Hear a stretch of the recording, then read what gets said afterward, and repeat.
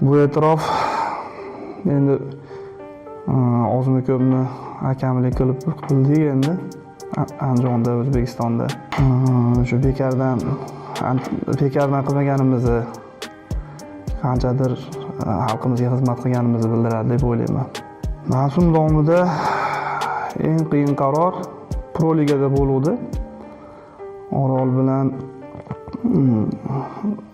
bilan Fardo'da o'ynadi bo'lgan. Shu o'yinda vaziyatga keladigan bo'lsak, ko'rmay qolganman vaziyatni.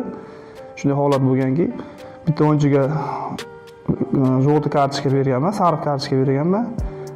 Yordamchilarimni yordami bilan bu qarorimni o'zgartirib, boshqa o'yinchiga kartochka berishim kerak degan o'sha o'yinchiga kartochkani o'zgartirganman. Hakamlikdagi muhim tomonga keladigan bo'lsak, o'yinda shu o'yin qoidalariga hamma o'yinchilarda o'yin qoidasiga iloji boricha amal qilishini xohlayman. Har vaziyatda. O'yinchilar bilan bosimi bilan ko'proq endi kerakli paytda hazillashiladi, kerakli paytda qattiqroq tegiladi. Iloji boricha rasstayani nima deydi? Masofa saqlashga harakat qilaman shu bilan.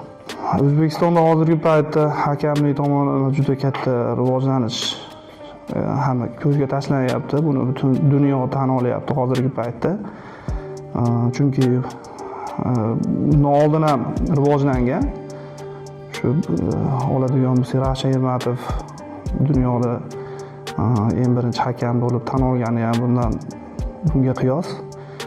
Oladigan bo'lsak, endi shu urushni saqlashga harakat qilyapti.